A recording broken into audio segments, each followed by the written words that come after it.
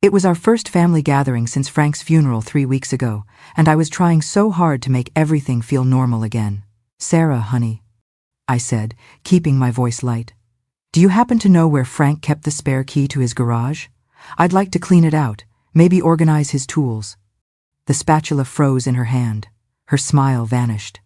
"Stop being so greedy," she exploded, loud enough for the entire backyard to hear. "You got the house, isn't that enough? That garage is practically falling down anyway, just leave it alone." The children stopped running. Uncle Mike's beer can paused halfway to his lips. Even the neighbor's dog seemed to hold its breath. I stood there, holding my dead husband's toolbox like some kind of beggar, heat creeping up my neck as 20 pairs of eyes stared at me.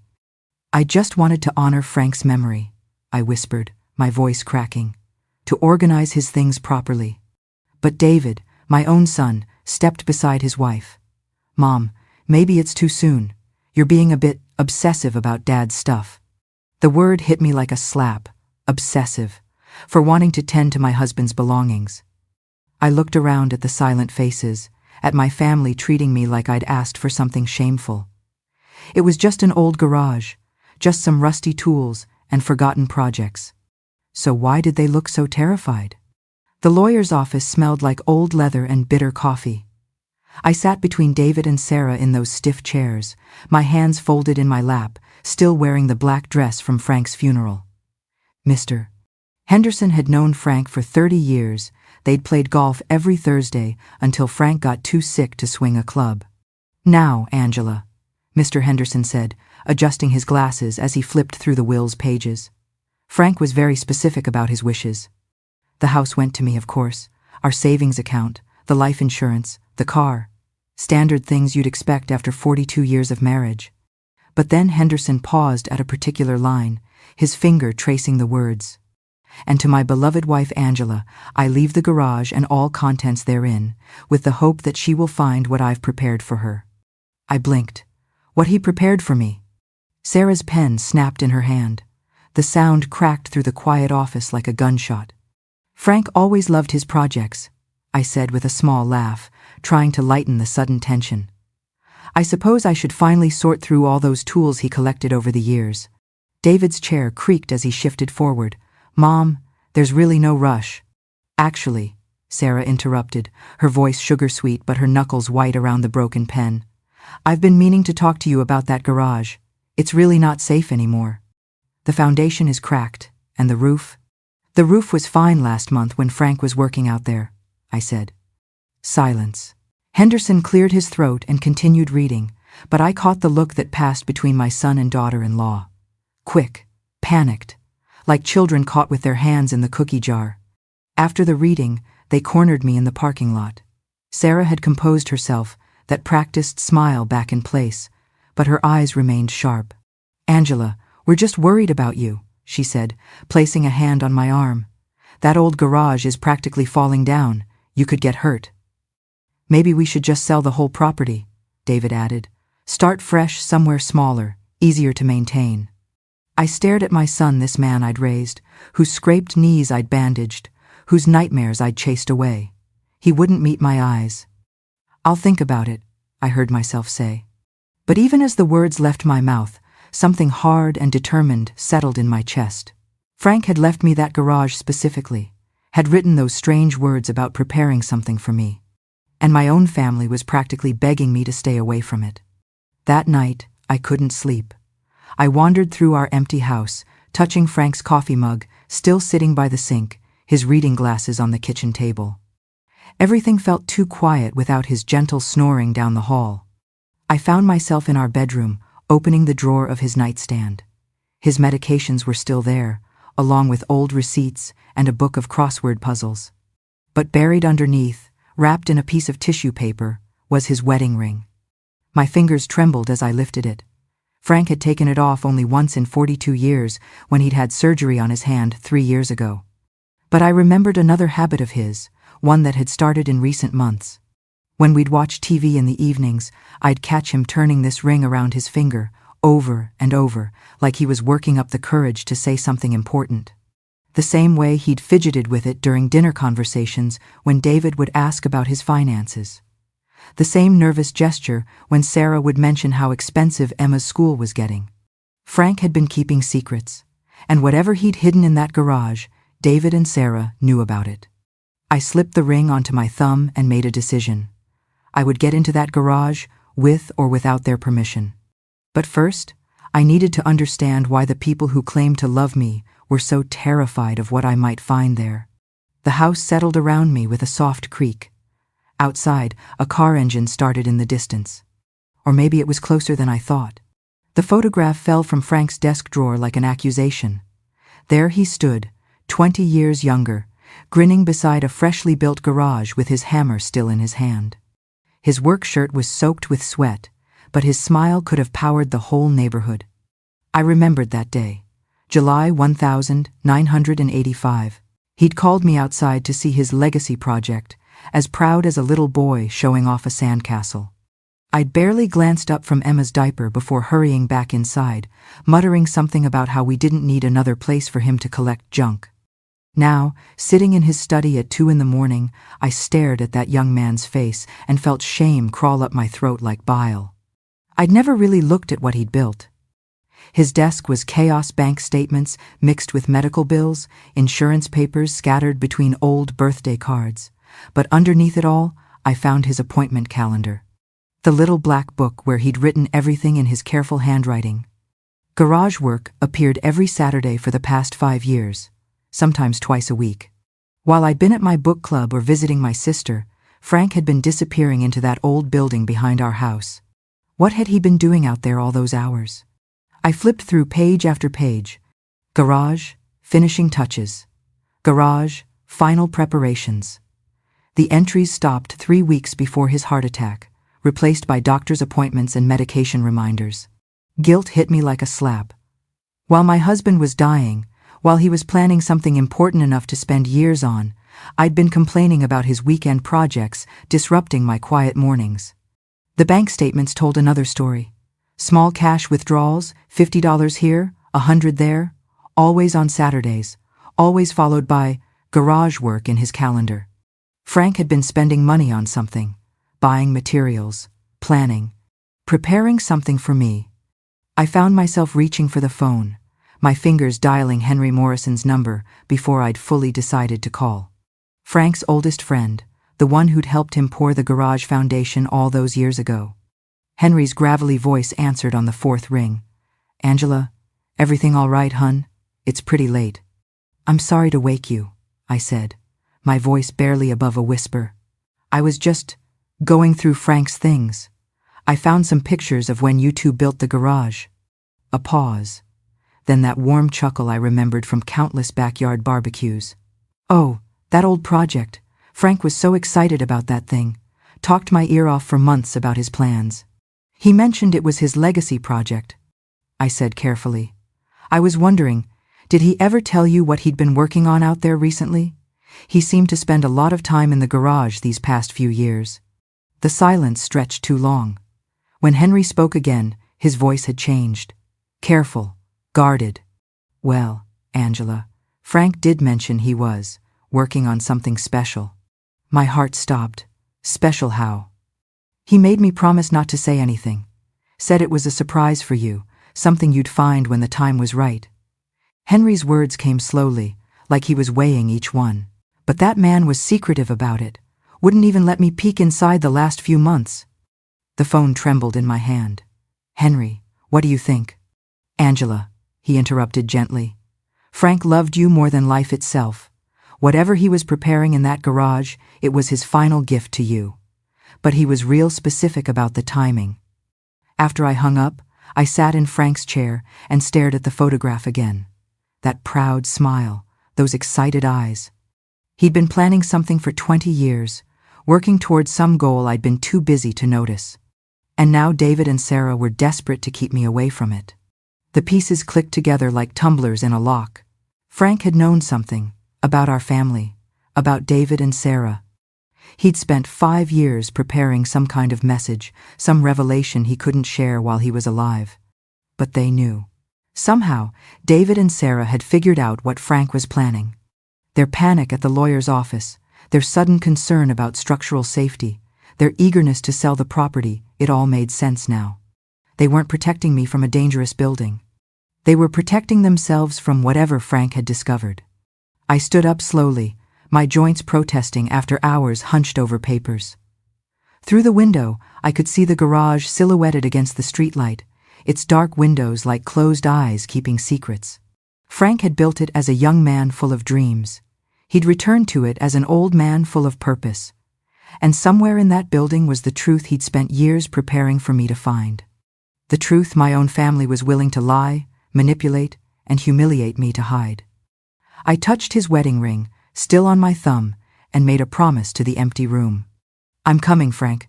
Whatever you left for me, I'm going to find it. Outside, a car door slammed. Footsteps crunched on gravel. Someone was walking toward my house. The brass deadbolt gleamed like a gold tooth in a skull. I sat in my car Tuesday morning, staring at the garage door through the windshield. For 40 years, Frank had secured that building with the same rusty padlock, a simple thing that hung crooked and required a good shake to open. I'd teased him about it countless times, saying any teenager with a paperclip could break in. Now a shiny new deadbolt sat where the old lock used to be. Professional, expensive, permanent. Nobody had asked me. Nobody had even told me. I drove straight to David's office downtown, my hands gripping the steering wheel so tight my knuckles ached. The real estate firm where he worked buzzed with young agents in crisp suits, all smiles and handshakes. David emerged from a conference room, his face lighting up with that practiced charm he'd inherited from his father. "Mom, what a nice surprise. What brings you? Who authorized the new lock on my garage?" His smile flickered. Just for a second, but I caught it. "Oh, that. We were worried about security. You know, with all the construction equipment in the neighborhood, kids looking for trouble." "It's my property, David." "Of course it is. We just thought. Who gave you permission to change locks on my property?" The young agents had stopped talking.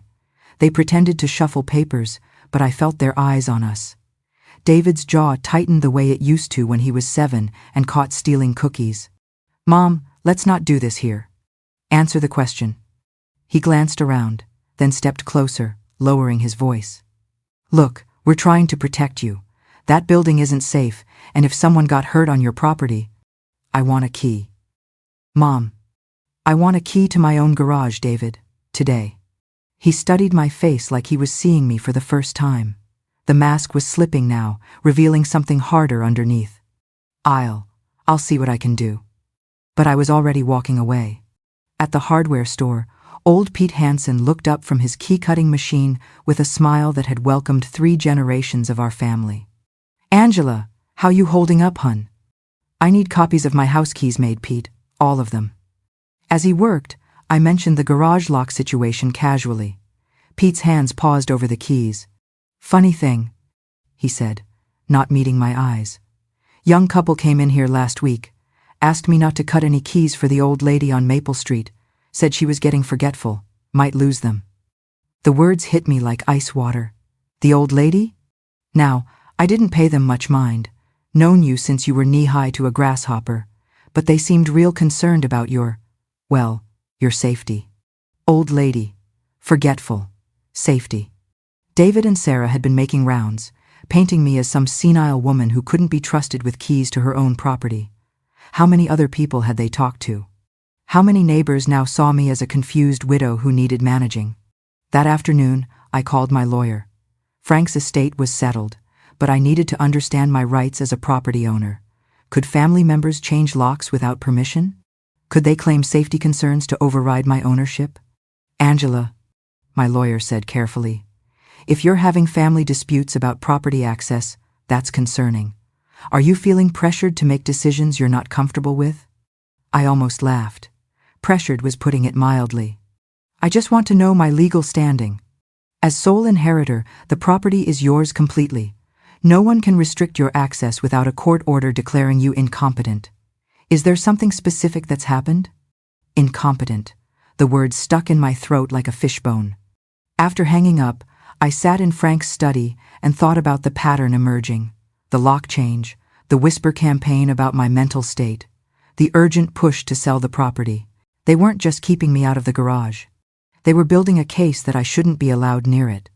I opened Frank's desk drawer again, looking for anything I might have missed. Behind a stack of tax returns, my fingers found a small business card tucked into a corner. Pinnacle Structural Engineering, it read. Someone had written garage evaluation, $500 in pencil on the back. My blood went cold. I called the number. Pinnacle Engineering, this is Janet. Yes, I'm calling about a structural evaluation you did recently on Maple Street. Oh, you must be Mrs. Rodriguez. Your son was very concerned about that old garage. Our inspector found several issues that would require immediate attention. I'm sorry, what was the address? 462 Maple Street. The wooden structure behind the main house. Your son David authorized the inspection last week. He mentioned you were elderly, and he was worried about your safety. My address, my garage, my son, claiming authority he didn't have. What did your report recommend? Complete demolition, I'm afraid. The foundation issues make repair cost prohibitive. Your son requested a quote for removal. Should be in his email by now. I hung up without another word. They'd gone behind my back to an engineering firm, paid for an inspection of my property without my knowledge, and now they had official documentation recommending demolition. In the growing dusk, I walked to my bedroom window and stared out at the garage. Its silhouette looked innocent enough in the fading light, but I understood now what I was really seeing. A battlefield. Frank had spent 5 years preparing something for me to find. David and Sarah had spent weeks systematically removing my ability to find it. The engineering report wasn't about safety, it was ammunition for a legal battle they were planning. They wanted that garage torn down before I could discover what Frank had hidden inside. But now I knew their plan, and I had Frank's wedding ring on my thumb, reminding me that some secrets are worth fighting for. I pulled out my phone and dialed the locksmith's emergency number. It was time to fight back. The locksmith's key felt like fire in my palm as I stood outside the garage at 2 a.m. The neighborhood slept around me, windows dark, even the streetlights casting longer shadows than usual. I'd waited until I was certain David and Sarah would be deep in their dreams, their phones silenced, their guard down. My hands trembled as I slid the key into the new deadbolt. After 40 years of marriage, I was breaking into my own husband's workspace like a thief. The lock turned with a soft click. I pushed the door open and reached for the light switch, my heart hammering against my ribs. The fluorescent bulb flickered once, twice, then filled the space with harsh white light. What I saw stole my breath. This wasn't the cluttered workshop I remembered from stolen glances through dirty windows. The garage had been transformed into something magical. Pegboard walls held tools arranged with military precision. A workbench ran the length of one wall, its surface clean enough to perform surgery on. And everywhere, covering every shelf, filling every corner, were wooden toys. Dozens of them. Hand-carved trains with intricate wheels, rocking horses with flowing manes, dollhouses with tiny hinged doors, and miniature furniture. Building blocks smooth as silk, alphabet letters painted in cheerful colors, a wooden tea set that belonged in a fairy tale. I picked up a small carved elephant, its trunk curled playfully upward. The wood was warm and smooth, polished to perfection. Frank's initials were burned into the bottom alongside a date from 3 years ago. 3 years. He'd been creating this wonderland for 3 years, and I'd never known. In the center of the workshop sat a rocking chair, not store-bought, but crafted from the same golden oak as the toys. The curved runners were inlaid with tiny roses, and the back bore an inscription in Frank's careful script, "For the love that continues through generations." My knees gave out. I sank into the chair, and it rocked gently, as if Frank's hands were still guiding it. On the small table beside it lay an envelope, my name written across the front in his beloved handwriting. "For my beloved wife," it read. I opened it with shaking fingers. "My dearest Angela," the letter began. "If you're reading this, then I'm gone, and you've finally found what I've been preparing for you. I hope it brings you joy instead of sorrow, though I know the circumstances of your discovery may be painful. I've spent these past years creating toys for the great-grandchildren we'll never meet together. Each piece is made with love for children who will carry our legacy forward. But this workshop represents more than toys, my darling. It's my insurance policy for your future. Last month, I overheard David and Sarah talking in our kitchen. They thought I was napping in my chair, but their voices carried down the hall. They were discussing nursing homes, Angela, brochures hidden in Sarah's purse, plans to sell our house for my own good after I'm gone. They spoke about you like you were a burden to be managed, not a person to be loved. I couldn't confront them. What proof did I have beyond whispered conversations? But I could prepare. Every toy in this workshop can be sold to collectors. Hand-carved heirloom pieces bring good money, enough to keep you independent for years. The documentation is in the safe behind my workbench. The combination is our wedding date, the 15th of June, 1963. You are stronger than they know, Angela. Stronger than I sometimes gave you credit for. This workshop is my apology for every time I didn't listen, every time I dismissed your instincts as worry. Your family may try to convince you that you're helpless, but you have resources now. You have choices. Use them. All my love, always and forever, Frank. I pressed the letter to my chest and wept. For the husband who'd protected me even from the grave. For the years I'd wasted not appreciating his quiet devotion. For the grandchildren who might never see these beautiful toys because their parents viewed me as an obstacle to be removed. When the tears finally stopped, I explored the workshop more carefully. Each toy told a story. A wooden dollhouse, perfect replica of our own home, complete with tiny furniture in every room. A train set with cars labeled for each family member, even one marked great-grandma's car that made my heart ache. But it was the rocking horse that broke me completely. Half finished, it sat on Frank's workbench like an abandoned dream. The head was perfectly carved, the mane flowing in wooden waves. But the body remained rough-hewn, waiting for Frank's patient hands to smooth it into perfection. On the saddle, he'd already carved a name. For Emma. Emma, my granddaughter.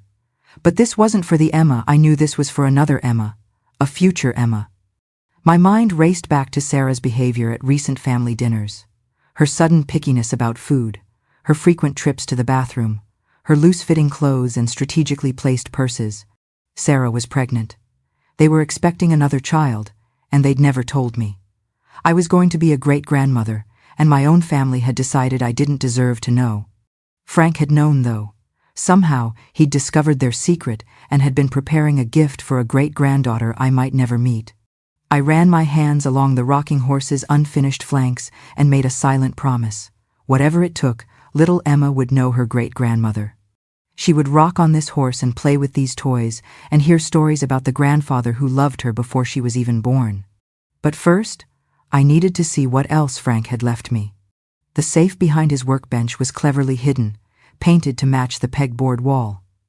I entered our wedding date with trembling fingers, and the heavy door swung open. Inside were neat stacks of documentation, certificates of authenticity for the toys, appraisal estimates, contact information for collectors. Frank had thought of everything. But underneath the papers, my fingers found something else. Rubber-banded bundles of cash, more money than I'd seen outside a bank. I pulled out the bundles and counted with growing amazement. $50,000 in crisp bills. Where had Frank gotten this money? At the bottom of the safe lay a manila folder marked Evidence. Inside were photocopies of bank statements, canceled checks, and withdrawal slips, all bearing David's forged signature, all showing systematic theft from Frank's accounts over the past 2 years. My son had been stealing from his dying father. The amounts were carefully calculated, never enough to trigger bank alerts, but consistent enough to add up to thousands. Money transferred to accounts I didn't recognize. Checks written for home improvements that were never made. A pattern of financial abuse that painted David not just as a thief, but as a predator who'd targeted his own vulnerable parent. No wonder they wanted me declared incompetent. No wonder they were pushing for nursing homes and property sales. They needed me out of the way before I discovered their crimes. But Frank had known. He'd been documenting everything, building a case while pretending to be too sick to notice. I sat back in his chair, surrounded by toys that represented love and documents that proved betrayal. In one night, I discovered the depth of my husband's devotion and the scope of my family's deception. The garage door squeaked behind me. I spun around, my heart stopping. A figure stood silhouetted in the doorway.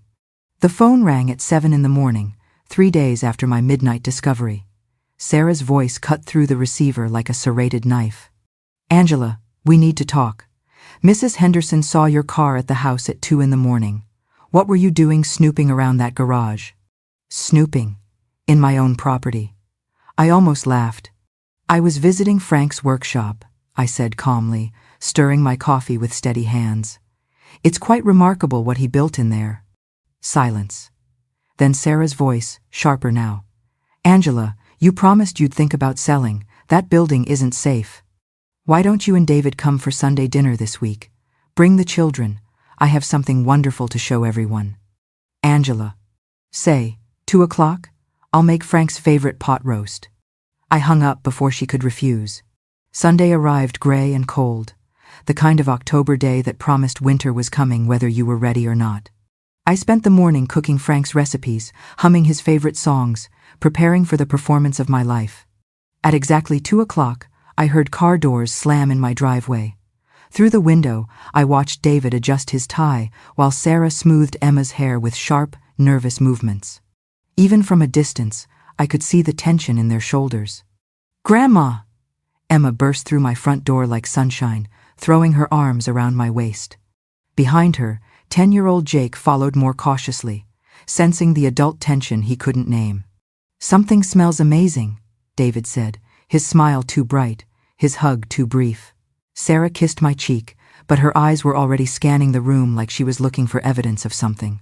We ate in the dining room, the good china reflecting the overhead light. I served the pot roast and mashed potatoes while making small talk about school and weather and everything except the elephant lurking in every corner of the house. "So," I said finally, setting down my fork with deliberate precision. I finally had a chance to explore Frank's workshop properly. David's fork stopped halfway to his mouth. Sarah's hand froze on her water glass. "Mom, we really should talk about getting that building demolished," David began. "Oh, but it's not just a building anymore," I interrupted, my voice light and conversational. "Frank turned it into something magical, a workshop full of the most beautiful handmade toys you've ever seen." The color drained from David's face like someone had pulled a plug. "Toys?" Sarah's voice cracked slightly. "Dozens of them. Rocking horses, dollhouses, trains, building blocks, all hand-carved, all perfect. Frank spent years creating them." I turned to Emma with a warm smile. "He made them for future great-grandchildren. Isn't that wonderful?" Emma's eyes went wide. "Great-grandchildren? But I don't have any brothers or sisters." Sarah's fork clattered against her plate. "Emma, eat your dinner." "But Grandma said—" "Emma." Sarah's voice could have frozen water. I watched this exchange with growing certainty. Frank had been right about the pregnancy, and they were still hiding it from their own daughter. "I found something else in the workshop," I continued, dabbing my lips with my napkin. "A letter from Frank." He explained everything. David set down his fork entirely. "What kind of letter?" "Oh, the most touching thing. He wrote about how much he loved our family, how he wanted to provide for future generations." I paused, letting my words sink in. He also mentioned some concerns he had, about family members who might not have my best interests at heart. The silence stretched like a rubber band about to snap. And then there was the safe. Sarah made a small choking sound. "Frank left quite a bit of money, along with some very interesting documents. Bank statements mostly. Copies of transactions he'd been tracking." David's chair scraped against the floor as he pushed back from the table. "Mom, I think there's been some kind of misunderstanding." "Is there?" I opened my purse and pulled out one of the photocopied bank statements. "Because this looks like your signature, David, on a withdrawal slip for $2,000. For medical expenses that I have no record of." His face went ashen. "And this one," I continued, producing another document. "And this one. Frank documented everything, son. Every forged check, every unauthorized transfer. 3 years' worth of theft from your dying father." Sarah stood up so fast her chair toppled backward. "Kids, go watch TV in the living room, now." "But we're not done eating," Jake protested. "Now." The children scurried away, Emma throwing worried glances back at the adults. As soon as they were gone, Sarah whirled on me. You have no idea what you're talking about, Angela. David was helping with your finances. Frank asked him to steal? I kept my voice level, but steal crept into it. Because that's what this is, Sarah. Financial elder abuse, a federal crime. David slumped in his chair like a deflated balloon. Mom, you don't understand. We were in trouble. The business was failing. Sarah lost her job. So you stole from your father while he was dying of cancer. We were going to pay it back. Sarah's voice climbed toward hysteria. Once David's business turned around, we were going to replace every penny. With what money? The proceeds from selling my house after you had me declared incompetent? The words hit the room like a bomb. David's mouth opened and closed like a fish gasping for air. Sarah's perfect composure finally cracked completely. We never said incompetent. Frank heard you, Sarah. That night you thought he was asleep. You were looking at nursing home brochures, discussing how to handle me after Frank died. From the living room came Emma's voice, innocent and confused. Grandma, why is Mommy crying? We all turned. Emma stood in the doorway, her young face wrinkled with worry. And what are those toys really for? Do I really have a baby sister coming? Sarah dissolved into tears. The secret was out. I knelt down to Emma's level, my heart breaking for this child caught in her parents' web of lies. Come here, sweetheart. Come here. She ran to me, and I held her tight while her mother sobbed and her father sat frozen in his guilt. Your mommy is going to have a baby, I whispered into her hair. You're going to be a big sister. Why didn't they tell me? Emma's voice was small and hurt. Sometimes grown-ups make mistakes, even when they love you very much. Over Emma's head, I met David's eyes. My son, the boy I'd raised, the man I'd trusted was crying now too. Mom, he said brokenly, we never meant for it to go this far. We were desperate. The business loans, Sarah's medical bills from the pregnancy complications, Emma's school expenses, everything just snowballed. So you decided to steal from your father and plan to institutionalize me? We thought if you were in a nice facility, you'd be taken care of. And the house money could help everyone. The kids' college funds, paying back what we borrowed. What you stole. He flinched. What we stole, yes. Sarah wiped her eyes, her mascara streaking down her cheeks. We were going to visit you every week. We weren't abandoning you. We needed the house equity for the business loan. As collateral. The final piece clicked into place. You were going to use my house to secure a loan for David's failing business. Then have me declared unable to manage my own affairs, so I couldn't stop you. David nodded miserably. The nursing home was plan B. If you fought the competency hearing, at least you'd be somewhere safe while we sorted out the finances.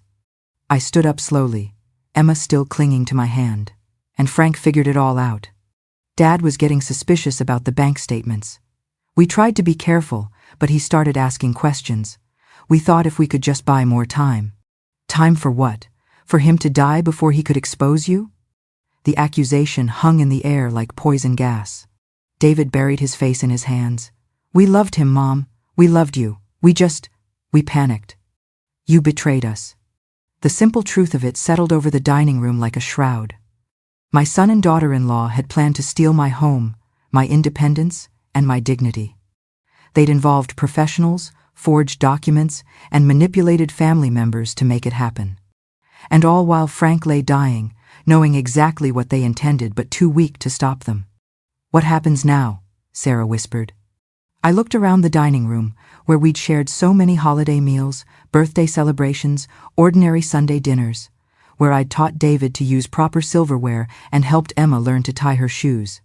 Now, I said quietly, you're going to leave my house, and we're going to discuss how you plan to make this right. Emma tugged on my sleeve. Grandma, are you and Mommy and Daddy fighting? Before I could answer, David's phone rang. He glanced at the screen, and his face went even paler. It's the bank, he whispered. They're calling about the loan application. The room went dead silent. Answer it, I said. Sarah arrived at my doorstep Tuesday morning, looking like she hadn't slept in days. Dark circles ringed her eyes, and her usually perfect hair hung limp around her shoulders. She clutched a manila folder against her chest like armor. Angela, please, we need to talk. I stood in my doorway, not inviting her in. After Sunday's explosion, I wasn't sure I could trust myself to remain civil. I think we've said enough, don't you? It's about Emma, about her future. Sarah's voice cracked.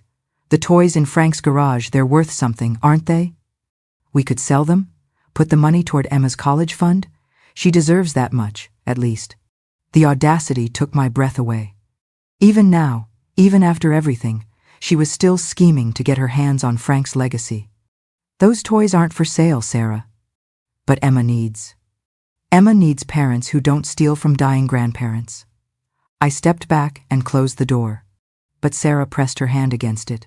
Please, Angela, David's going to lose his license. His business is finished. We're going to lose everything. Through the crack in the door, I saw tears streaming down her face. Real ones this time, not the calculated displays I'd witnessed before. That's what happens when you commit crimes, I said softly, and shut the door. I called my lawyer that afternoon.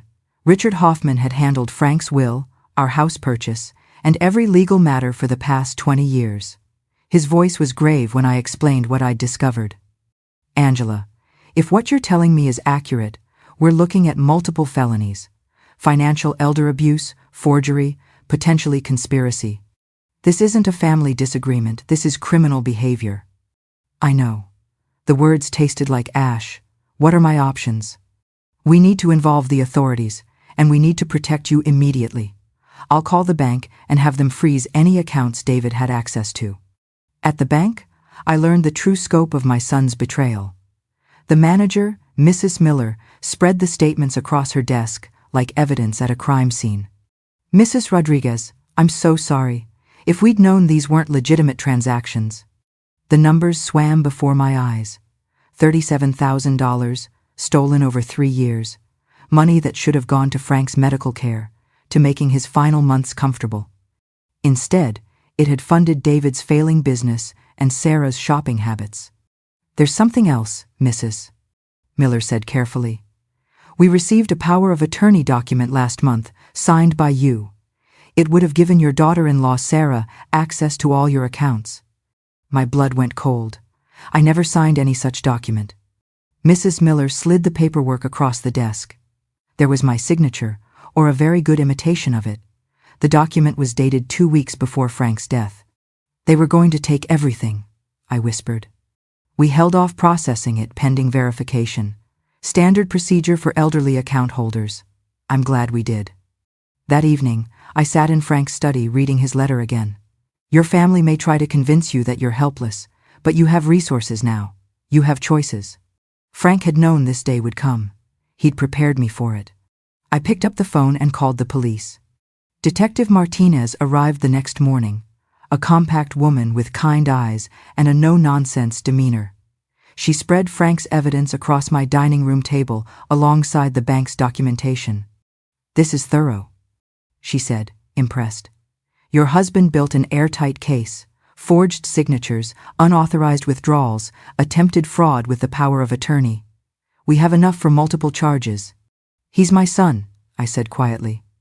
I understand, but he's also a criminal who preyed on his dying father and planned to victimize his elderly mother. The state takes elder abuse very seriously. Filing the charges felt like signing David's death warrant. I sat in the police station, my hand trembling as I signed the complaint, remembering the little boy who used to crawl into my lap when thunderstorms scared him. But then I remembered Frank's shaking hands as he counted his medication money, worried he couldn't afford another month of treatment. I remembered David's lies, Sarah's manipulations, the nursing home brochures hidden in her purse. I signed my name firmly. The arrest made the local paper. Local businessman, charged with elder abuse. David's mugshot stared back at me from page 3, hollow-eyed, unshaven, looking every inch the criminal he'd become. I cut out the article and put it in Frank's desk drawer, next to the photo of David graduating college. 2 different men, separated by 20 years and a lifetime of choices. The phone rang constantly, reporters wanting statements, neighbors expressing shock, David's business associates distancing themselves. I unplugged it and let the answering machine handle the circus. 2 weeks later, I met with Richard to change my will. Are you certain about this, Angela? It's a significant decision. I looked out his office window at the courthouse where David would soon face trial. Emma is the only innocent person in this family. She deserves her inheritance protected from her parents' poor choices. The new will was simple. Everything would go into a trust for Emma, inaccessible until her 25th birthday. A trustee would manage her education and living expenses, but David and Sarah would never touch a penny. "What about David?" Richard asked. "When he gets out of prison?" "When he gets out of prison, he can start over with a clean slate, but not with Frank's money, not with my house, not with anything he stole from us." The irony wasn't lost on me. My son had planned to institutionalize me to get his hands on my estate. Instead, his crimes had ensured he'd never see a dime of it. 3 days after David's arraignment, Sarah called. Her voice was cold, businesslike, stripped of all pretense. "I'm filing for divorce, Angela. I won't have my children associated with a criminal." "How convenient. Now that David's facing prison, you're the innocent victim." "I'm protecting Emma and the baby. David's actions have made him an unfit father. I'm seeking full custody." I almost laughed. "After everything you've done? You think any judge will?" "I wasn't the one who stole money, Angela. I wasn't the one who forged documents. Yes, I made mistakes, but David is the criminal. And I have documentation proving you're an unfit guardian influence." My stomach dropped. "What documentation?" "Police reports about your erratic behavior, witness statements about your midnight prowling, medical opinions about your declining mental state. I've been building a case, Angela. While you were playing detective, I was protecting my family's future." The line went dead. I sat in the sudden silence, understanding finally dawning. Sarah hadn't given up. She'd just changed tactics. If she couldn't manipulate me into a nursing home, if she couldn't steal my money through David, she'd take the children instead. And paint me as the dangerous one in the process. The next morning, a process server knocked on my door. Custody papers, thick as a novel, with my name listed as a person of interest in the minor children's welfare. Sarah was suing for emergency custody, claiming David's criminal association and my documented instability made both of us threats to the children's safety. She was still fighting for control, only now she was using my grandchildren as weapons. I looked at the papers, then at Frank's photo on the mantel. His eyes seemed to say, "This isn't over yet, my love." No, it wasn't over. Not by a long shot. Sarah's call came at exactly 9 in the morning, 3 days before the custody hearing. Her voice carried that familiar blend of honey and steel I'd learned to distrust. "Angela, I've been thinking, we don't have to be enemies in this." I set down my coffee cup carefully. Through my kitchen window, I could see Frank's garage, now locked up tight with a new security system. "Don't we? The judge is going to want to hear about David's problems, about his theft, his lies, his unfitness as a father." Her pause was calculated. "Your testimony could protect Emma from all that." "And what would you want me to say, exactly?" "The truth. That David deceived both of us, that I was as shocked as you were to discover his crimes." Her voice softened, taking on that wounded tone she'd perfected. "We could make things right between us, Angela, for the children's sake." I almost laughed. Even now, facing a custody battle, Sarah was trying to manipulate me into being her ally. "I'll tell the truth, Sarah, all of it." The silence stretched long enough for me to hear her breathing change. "Angela, I hope you'll remember that some truths hurt innocent children."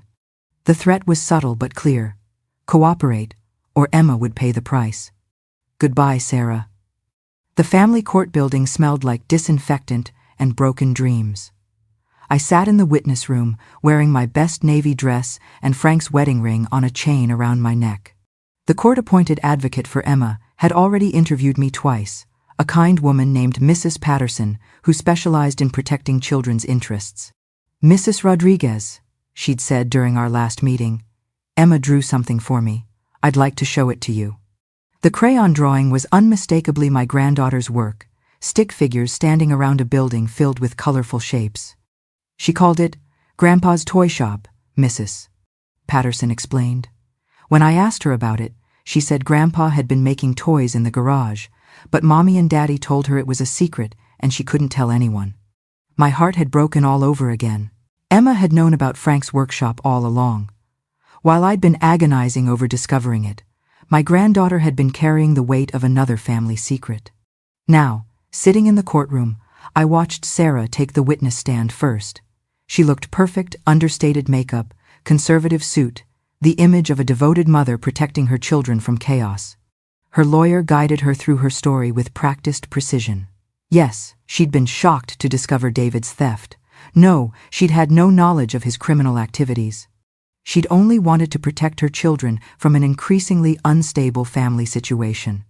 "And what about the defendant's mother?" the lawyer asked. "Have you had concerns about Mrs. Rodriguez's ability to provide a safe environment for the children?" Sarah's eyes found mine across the courtroom. "Angela has been struggling since Frank's death, breaking into buildings at night, making accusations against family members, displaying paranoid behavior. I've been worried about her mental state." Breaking into buildings. My own garage had become evidence of instability. When it was my turn to testify, David's lawyer tried to paint me as a vindictive old woman seeking revenge against her son. But Sarah's lawyer was more subtle, asking gentle questions designed to highlight my age, my grief, my erratic behavior in recent weeks. "Mrs. Rodriguez, is it true that you've accused multiple family members of conspiracy against you?" "I didn't accuse them. I discovered evidence of their actual conspiracy." "Evidence you found during a midnight break-in to a building on your property?" "I used my key to enter my own garage." "At 2 a.m? "Yes." "Does that seem like normal behavior to you?" I looked across the courtroom at Emma, sitting between two social workers. She was watching me with those serious 10-year-old eyes, waiting to see if another adult in her life would fail her. "Nothing about discovering your family has betrayed you feels normal," I said quietly. "But sometimes you have to choose between normal and necessary." When the prosecutor called me to testify about David's crimes, I told the complete truth. About the forged signatures, the stolen money, the nursing home plans. But I also testified about Sarah's role in isolating me from the family, her attempts to manipulate neighbors and service providers, her participation in the conspiracy to have me declared incompetent. Sarah's perfect composure cracked when I described finding the forged power of attorney document with her name on it. "Mrs. Rodriguez," the prosecutor asked, "did Sarah exhibit any signs of remorse when you confronted her about these crimes?" I thought about that last desperate phone call, her attempt to claim Frank's toys for Emma's college fund.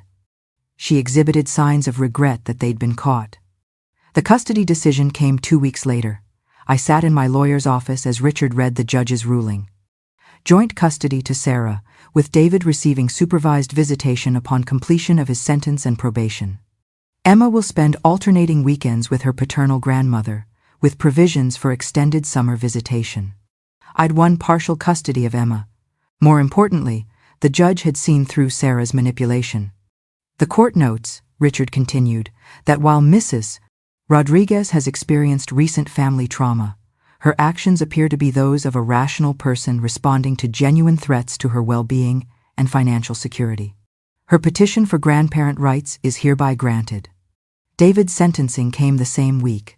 2 years probation, 500 hours of community service, and full restitution. The judge's words echoed in the courthouse. "Mr. Rodriguez, you targeted your dying father and elderly mother in a systematic campaign of financial abuse. The fact that they were your family makes your crimes more heinous, not less." I watched my son accept his sentence, remembering the little boy who used to bring me dandelions from the yard. Somewhere along the way, that boy had become a man who could steal medicine money from his cancer-stricken father. Grief and relief warred in my chest. My family was destroyed, but the lies were finally over. Sarah moved back to her mother's house in Pennsylvania the day after the custody ruling. She packed up their rental house like she was fleeing a crime scene, loading boxes with sharp, angry movements, while Emma sat on the front steps, watching her life disappear into a moving truck.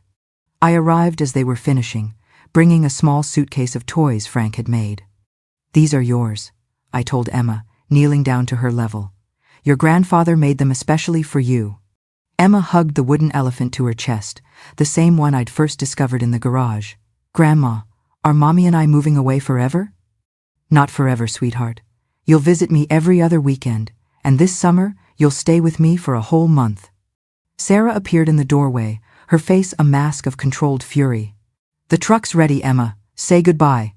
As they drove away, Emma's small face pressed against the rear window.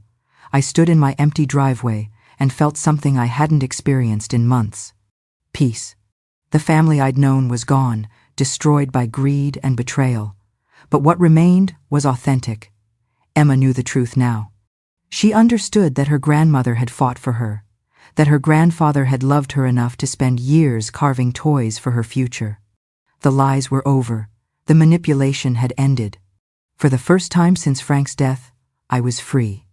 That evening, I started therapy with Dr. Sarah Morgan, a specialist in family trauma. It felt strange at first, admitting to a stranger that my own family had emotionally abused me for months. Gaslighting, Dr. Morgan called it, making you question your own perceptions and memories.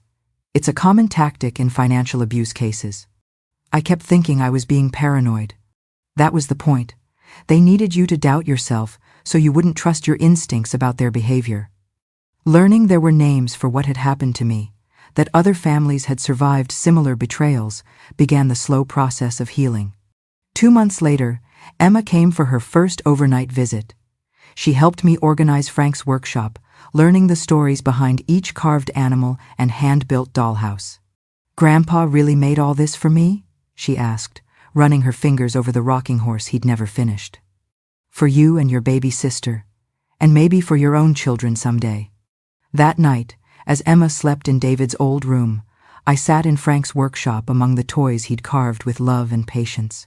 Tomorrow I would teach Emma how to sand wood smooth, how to feel for splinters with gentle fingers. Frank's legacy wasn't just money or property or evidence of crimes. It was the truth.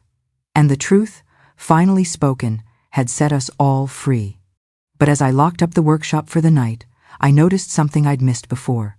Fresh wood shavings on the floor, near the unfinished rocking horse. Someone had been working in here. Emma's small fingers traced the carved mane of Frank's unfinished rocking horse. It was Saturday morning of her first custody weekend, and we stood together in the workshop that had become the center of our new world. "Grandma, could we finish this, for my baby sister?" I looked down at my granddaughter, her face serious with the weight of wanting to do something meaningful. 6 months had passed since the custody hearing, and Emma had grown in ways that had nothing to do with height. She spoke more carefully now, thought before she shared secrets, carried herself like someone who'd learned too young that adults could lie. "I think Grandpa would love that," I said, running my hand over the horse's smooth neck. "But it's going to take time. Real woodworking isn't something you rush." Her eyes lit up. "Will you teach me?" That's how our Saturdays began. I set up a small workbench at Emma's height and taught her the basics Frank had once taught David. How to feel for the grain of the wood. How to sand with the pattern, not against it. How to measure twice and cut once. "Why did Grandpa make so many toys?" Emma asked one afternoon as she carefully sanded a block of pine. "Because he knew love doesn't end when people die," I said. "He wanted to leave something beautiful behind." We worked in comfortable silence, the autumn sunlight streaming through windows I'd cleaned until they sparkled. I'd transformed Frank's workshop into something alive again. New power tools for precision work. A proper dust collection system, shelves lined with wood stain and brushes. The pegboard walls now held both Frank's old tools and new ones sized for Emma's small hands. As word spread about Frank's carved toys, collectors began calling. A toy train sold for $300. A dollhouse brought $500. Each sale felt like Frank's love reaching beyond the grave to provide for Emma's future. I opened a college savings account in Emma's name alone. No parents or guardians listed as co-signers. Every dollar from the toy sales went directly into that account. By Christmas, she had nearly $8,000 saved for her education money that David and Sarah could never touch, never steal, never use as leverage. "I'm building you a future your grandfather would be proud of," I told Emma as we wrapped the finished blocks in tissue paper for shipping, "a future that belongs to you." But the real gift wasn't money. It was watching Emma discover her own capabilities. Her small hands grew steady and sure as she learned to use the tools. Her questions became more sophisticated. She began suggesting improvements to Frank's designs, adding her own creative touches to the projects we completed together. "Look, Grandma," she said one Saturday, holding up a wooden puzzle piece she'd carved. "I made the elephant's trunk curve differently. Do you think Grandpa would mind?" "I think Grandpa would be amazed," I said truthfully. "You're not just following his patterns, you're becoming a craftsperson yourself." Working alongside Emma, I felt something I'd lost during the months of family betrayal: peace. Not the fragile quiet of avoiding conflict, but the deep contentment that comes from honest work shared with someone you love. Frank's workshop had become what he'd always intended, a place where love was made tangible through careful hands and patient hearts. One December afternoon, as Emma sanded the rocking horse's saddle smooth, I noticed something odd.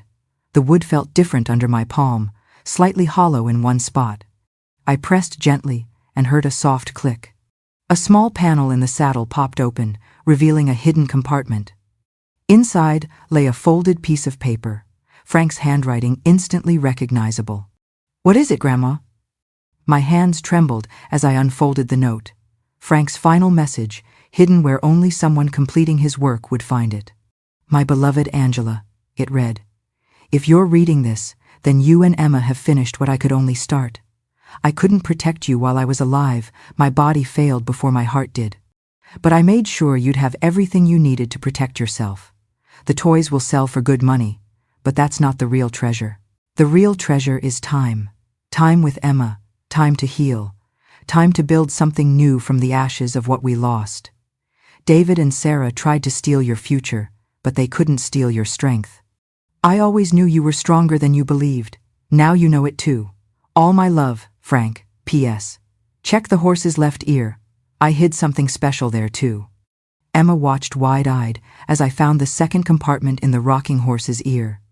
Inside was a tiny wooden heart, perfectly carved and warm to the touch. "For Emma's baby sister," I whispered, reading the inscription. "So she'll always know her great-grandfather's love." We finished the rocking horse that day, Emma applying the final coat of protective finish with careful strokes. It was beautiful, classic in design, but touched with Emma's own creative flourishes. A worthy legacy for both Frank's craftsmanship and Emma's emerging talent. Spring brought new challenges and small victories. Emma's baby sister was born in March, little Sophie, according to the birth announcement that arrived in the mail without a return address. Sarah had softened enough to let me know I had another great-granddaughter, though she still kept her distance. I started a small online business, Frank's Legacy Toys, selling reproductions of his designs alongside new creations Emma and I developed together. We specialized in heirloom quality pieces, each one signed and dated, each one carrying forward the tradition of love made tangible through patient work. Emma spent the summer with me, learning advanced techniques and helping me fulfill orders. She had a natural gift for detail work and an eye for proportion that reminded me powerfully of Frank. By August, she was designing her own simple toys and insisting we donate some of our profits to other grandparents fighting for custody rights. "Everyone should have what we have, Grandma," she said seriously. "Time together without people trying to control us." The business grew steadily through word of mouth and online reviews. Customers loved the story behind the toys, the idea of purchasing something crafted with genuine love rather than mass-produced in a factory. We were featured in a parenting magazine, photographed together in the workshop that had saved us both. But it was a phone call in September that truly marked how far we'd come. Emma and I were working on a complicated puzzle box, her concentration complete as she fitted tiny wooden gears into place. The phone rang, and I almost ignored it. Saturday afternoons were sacred time for our projects. But something made me answer. "Mom?" David's voice was thin, desperate. "I know I don't deserve to ask, but I need help. Sarah's lawyer is demanding more child support, and I can't find steady work with my record. Could you maybe loan me?" I looked across the workshop at Emma, focused intently on her craft, surrounded by the evidence of her grandfather's love and her own growing skills. David was asking me to subsidize the life he'd tried to steal from me, to fund the family he'd chosen over the one he'd betrayed. "No," I said quietly. "Mom, please. I'm your son. I made mistakes, but you made choices, David. You chose to steal from your dying father. You chose to plan my institutionalization, You chose Sarah and money over love and family. I was desperate. We all were. Frank was dying. I was grieving. Emma was confused. But only you chose to respond with lies and theft. I hung up the phone without saying goodbye. Emma looked up from her work. Was that Daddy? Yes. Is he okay? I considered my answer carefully. Emma deserved honesty, but she also deserved to form her own relationship with her father when she was ready. He's learning to live with the consequences of his choices, just like the rest of us. She nodded thoughtfully and returned to her puzzle box. At 11 years old, she understood more about accountability than her father ever had. That evening, as we cleaned our tools and put the workshop to bed, I felt Frank's presence strongly. Not the aching grief of loss, but the warm certainty of love that continues. He had given me more than toys or money or evidence to protect myself.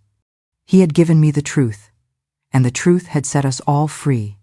Emma fell asleep that night, clutching the tiny wooden heart Frank had carved for her baby sister. Someday, when Sophie was old enough, Emma would give it to her along with the story of the grandfather who loved them both before they were even born. Outside, the first snow of winter began to fall, covering Frank's garage with a blanket of white.